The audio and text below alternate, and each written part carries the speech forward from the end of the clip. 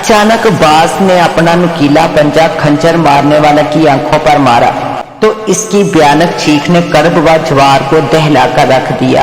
अब वो दोनों बेनाई से अंधा हो चुका था। सदियों पुरानी एक ऐसी कहानी जो कि सुनने वालों को हैरत में डाल देगी। तो आइए कहानी का आगाज करते हैं। हल्की हल्की बर्फबारी हो रही थी। सारा पहाड़ी सिलसिला बर्फ से ढका हुआ था।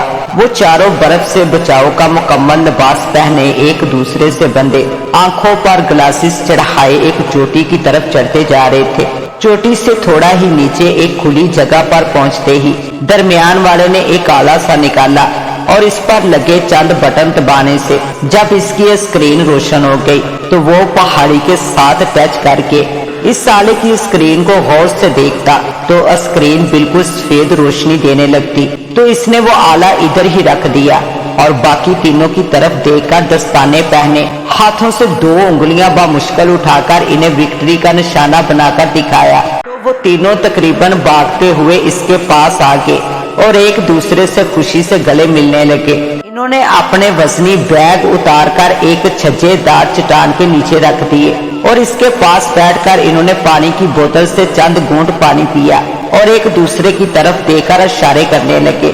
इसके बाद इन्होंने अपने अपने बैग से खुदाई करने वाले हथियार और इनके दस्ते निकालकर इनको जोड़ लिया।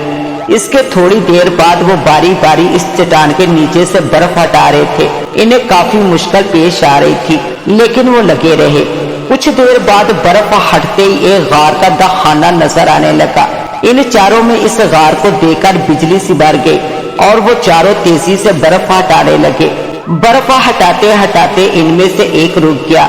अचानक एक जगह से बर्फ हटाते एक इंसान का चेहरा नजर आने लगा। इस आदमी के मुंह से चीख निकली और वो नीचे बैठकर हाथों से अख्तियात से बर्फ हटाने लगा। बाकी 3 भी इसके पास आकर बर्फ को हटाने लगे। आहिस्ता आहिस्ता बर्फ में दबी बॉडी सामने आ गई जिसका चेहरा देखते इन चारों में से एक ने भागकर बैग से टार्च निकाली और गार के अंदर की तरफ भाग उठा। बाकी तीनों इस जिस्म को निकालकर गार के अंदर उठाकर ले गए। इन्होंने भी अपने अपने बैग से टार्च निकाल ली। अब गार के अंदर से चीखने और रोने की आवाजें सुनाई देने लगी। वो तीनों भागते हुए गार के अंदर दाखिल हुए जहां 2 लाशें और पड़ी थी और एक लाश के सर की तरफ बैठकर वो आदमी रोए जा रहा था। वो तीनों इसके पास पहुंचकर लाश को पहचानते ही इसको दिलासा देने लगे। जब कुछ देर बाद रोने वाला कुछ संभल गया तो इसने तीनों लाशों को इकट्ठा करने का कहा जिस लाश पर वो रो रहा था। जब इस लाश को उठाया गया तो इसके नीचे एक डायरी पड़ी नजर आई। तीनों लाशों को इकट्ठा करके इस आदमी ने वो डायरी उठाकर अपनी पॉकेट में डाल ली। अब वो सब लाशों के पास अफसुर्दा खड़े थे और रोने वाला अब भी आंसू बहा रहा था। बर्फबारी रुक गई थी, मौसम खिल गया था। अब वो चारों अफसुर्दा चेहरों के साथ खड़े थे। चारों ही नौजवान थे। शायद वो सोच रहे थे कि अब क्या करें।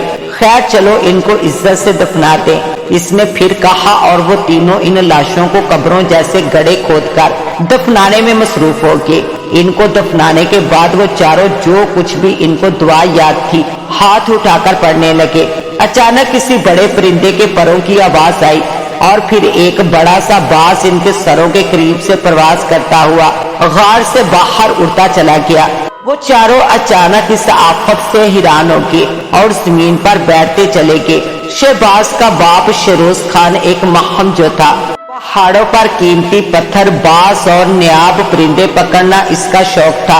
वो जब भी कामयाब लौटता था तो शहबाज को घुमाता फिराता और जो कुछ शहबाज कहता इसे खरीद कर देता। लेकिन इस दफा शहबाज देख रहा था कि जब से इसका बाप महम से वापस आया है अफसुर्दा और परेशान है। शहबाज 15 साल का हो चुका था, मैट्रिक में पढ़ रहा था। वो अपने वालिद का मूड खूब समझता था। इसकी माँ महताब और शहबाज ने शेरोज खान से बहुत पूछा लेकिन इसने उदास होने की वजह ना बताई। आखिर कोई परेशानी इसके दिल पर अटैक का सबब बनी।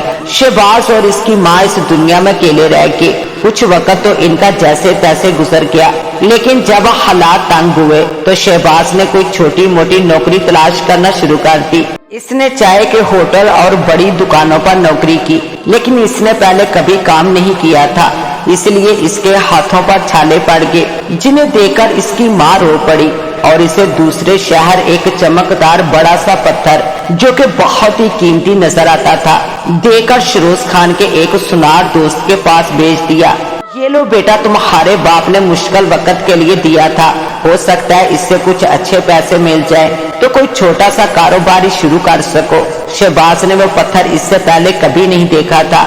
इसने अपनी माँ से वो पत्थर लिया जो कि एक आम मुर्गी के अंडे जितना था और इसके अंदर मुख्तलिफ और खूबसूरत रंग थे। शहबाज इस पत्थर को लेकर माँ की दुआएं लेता हुआ लंबे सफर पर रवाना हो गया। बलूचिस्तान का रेतला इलाका था। शहबाज का गांव भी एक सहराई गांव था जिसके पास से काफले गुजरते थे, लेकिन इसने किसी काफले का इंतजार ना किया बल्कि अपने गधे और कुछ खाने के सामान कंबल वगैरह लेकर माँ के बताए हुए रास्ते पर चल पड़ा। वो जल्द से जल्द अपने बाप के दोस्त सुनार के पास पहुंचना चाहता था। जब वो घर से निकल रहा था तो एक बाज उड़ते हुए नीचे की तरफ लपका और इसके घर के दरवाजे पर आ बैठा। इसकी तेज नजरें शहबाज का पीछा कर रही थी। जब शहबाज काफी दूर चला गया तो इस बाज ने शहबाज के घर की तरफ एक अलविदा निगाह डाली और हवा में प्रवास कर गया। अब इसका रुख शहबाज की तरफ था। शहबाज गधे पर सवार माँ के समझाए हुए रास्ते पर रवा दवा था। शाम से पहले इसने रास्ते में कोई पड़ाव न किया बल्कि खाना तक न खाया, बस पानी से गुजारा करता रहा। शाम तक वो माँ के बताए हुए एक टीले तक पहुंचा तो इसे कुछ सुकून आया। इसने वहां पड़ाव किया। गधा एक जाड़ी के साथ बांधकर इसने खाना खाया और इसके पास ही कंबल बिछाकर लेट गया। इसी वक्त इसके ऊपर से बाज प्रवास करता हुआ गुजर गया। शहबाज ने सर उठाकर एक लम्हा बाज की तरफ देखा और फिर आंखें बंद कर ली। अभी इसे लेटे कुछ देरी हुई थी कि इसका गधा दौलती झाड़ने लगा और फिर जोर लगाकर रस्सी तोड़ने की कोशिश करने लगा। शहबाज जल्दी से उठ बैठा। इसने पास ही रखी कुल्हाड़ी उठा ली जो कि इसकी माँ ने इसे अपनी हिफाजत की गरज से दी थी। शहबाज एक बहादुर इंसान का बेटा था, इसलिए खतरे को जल्द पाप किया। इसने कुल्हाड़ी उठाकर इधर उधर देखा। अचानक टीले के ऊपर से एक भेड़िया छलांग लगाकर इसके ऊपर आ गिरा। शहबाज इस आफत के लिए तैयार न था। भेड़िए के खूनख्वार पंजे इसके खद्दर के कपड़े को फाड़ते हुए इसकी पीठ पर चंद खराशे डाल गए। शहबाज गिरकर जल्दी से उठ बैठा। इसकी कुल्हाड़ी कुछ दूर जा गिरी। भेड़िया लड़खड़ाता हुआ गधे के करीब चला गया। गधा अब गुमसुम हो गया था। शायद इसने भेड़िए को करीब देखकर अपने आप को मुर्दा समझ लिया था।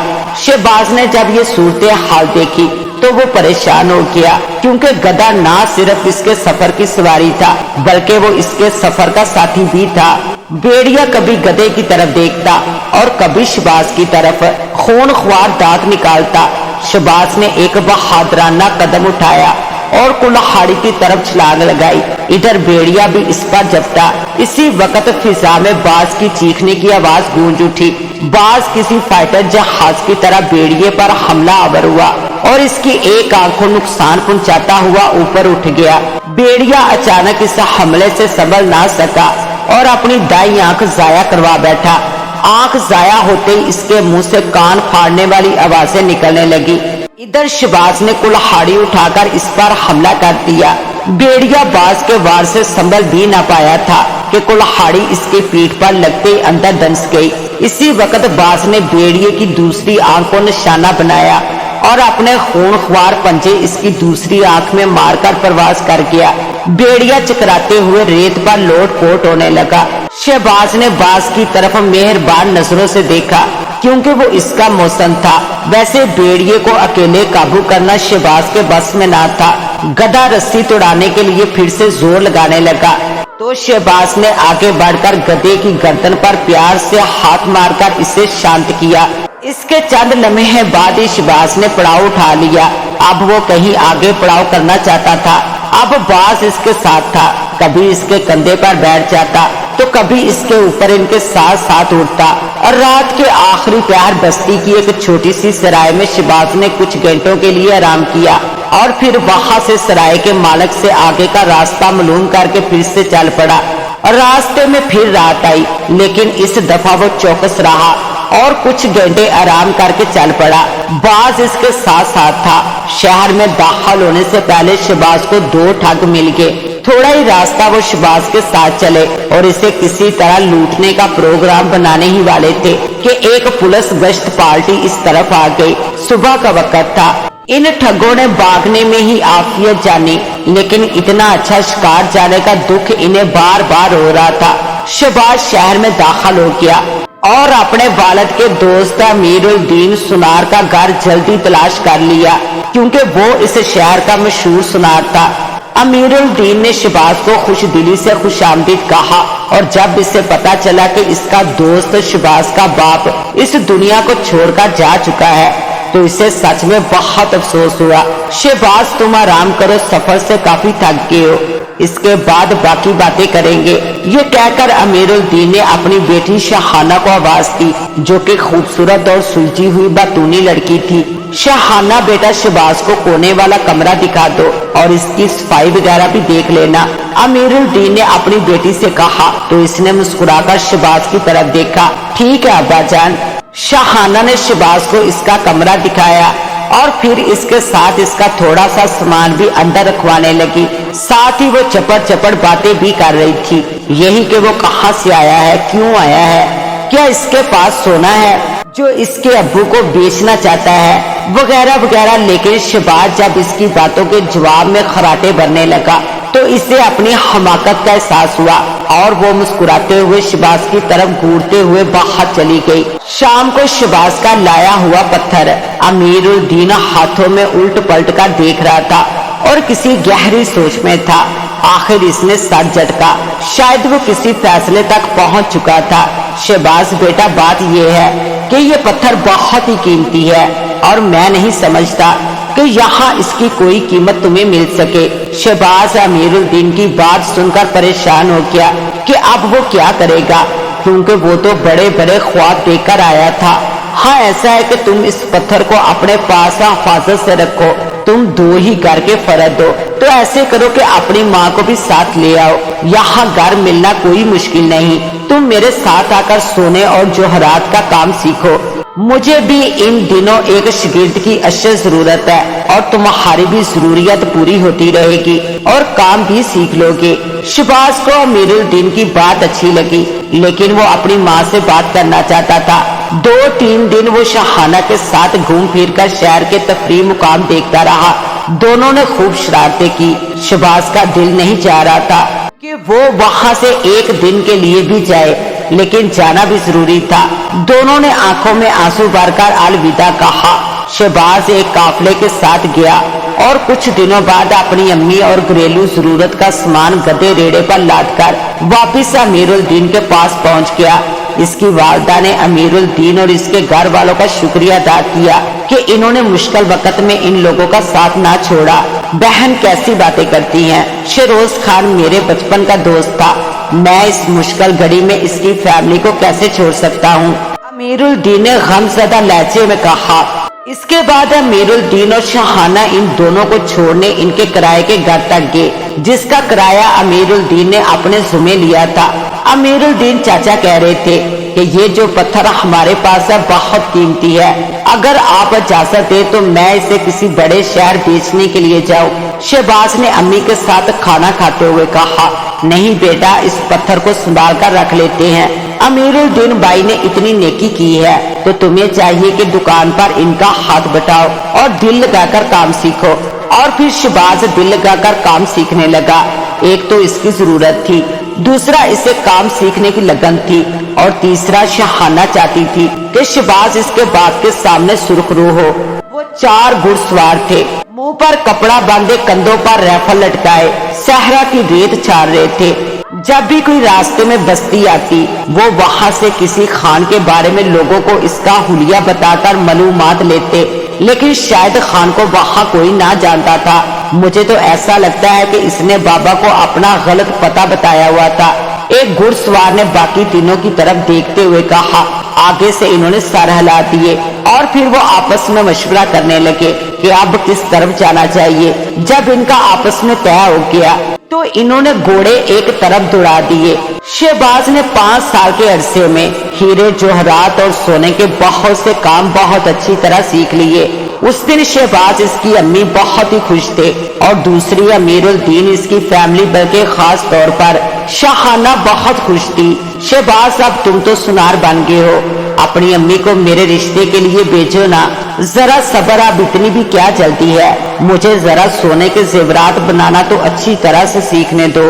जब तुमने इतना कुछ सीख लिया है तो वो कौन सा मुश्किल काम है। शाहाना ने इसकी बात काटते हुए कहा, तुम्हें क्या पता पगली, मेरी ख्वाहिश है कि पहले अपनी अम्मी को ऐसे कंगन बनाकर दूं और अपनी बीवी को ऐसा सोने का हार सेट बनाकर दूं कि सारा जमाना देखे। शहबाज की बात सुनकर शाहाना के चेहरे पर मुस्कुराहट बिखर गई और वो मीठे मीठे सपनों में खो गई। वो चारों घुड़सवार इसी हुलिये में एक गांव के एक घर के सामने खड़े थे।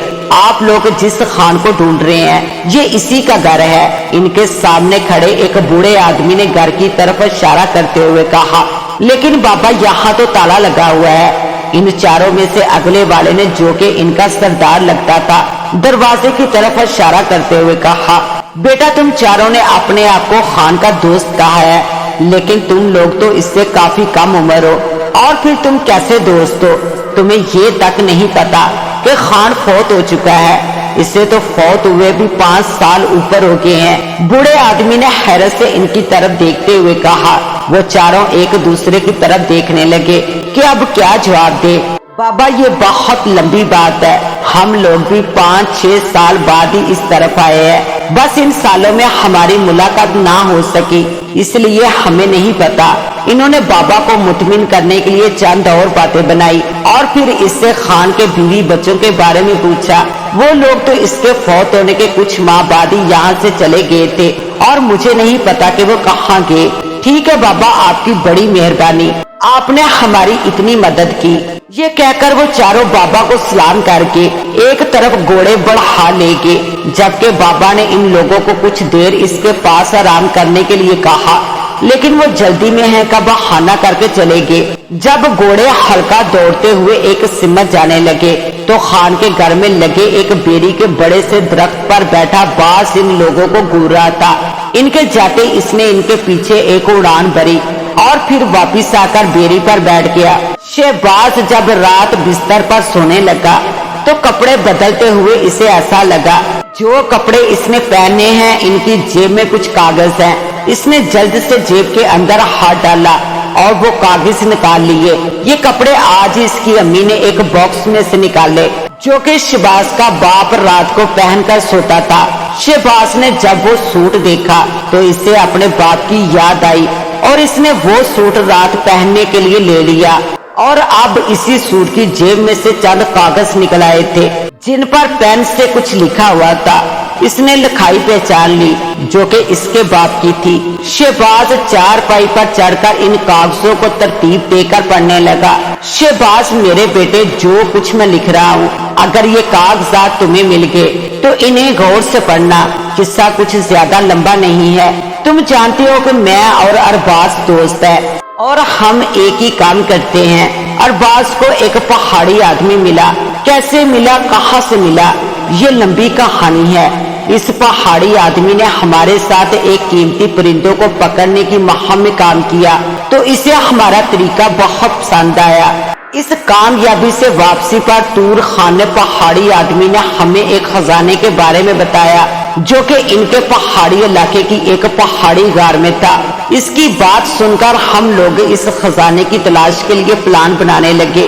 तूर खान ने इस खजाने में से आधा हिस्सा मांगा जो कि कुछ देर की बहस के बाद हमको मानना पड़ा। लेकिन हम जब इस इलाके में पहुंचे तो पहाड़ों पर बर्फ ही बर्फ थी और तूर खान ने इस खजाने के बारे में तो हमें बता दिया लेकिन पूरी बात ना बताई। वहां जाकर इसने हमें गाइड किया और खुद वो अपनी बस्ती में चला गया ताकि उन लोगों को इस गार की तरफ आने से रोके। वो जितना भी खजाना था वो वहां से निकालना हमारी जिम्मेदारी थी। तूर खान बाद में हमसे अपना हिस्सा लेता। हम इस गार तक पहुंच के हमने वो खजाना भी पा लिया जो कि सोने की 1.5 फुट की 12 मूर्तियों की शक्ल में था। हमारे पास लकड़ी के 2 संदूक थे। हमने वो मूर्तियां इन दोनों संदूकों में रख ली। इन दोनों संदूक के नीचे बर्फानी गाड़ी जैसी लकड़ी लगी थी, जो कि बर्फ पर हल्का सा खींचने पर फिसल जाती है। हम 4 आदमी थे। मैंने एक संदूक के साथ बंधा बेल्ट अपनी कमर से बांधा, जबकि अरबाज खान ने दूसरे संदूक को हल्का सा धक्का दिया ताकि वो फिसलकर घर से बाहर निकल जाए।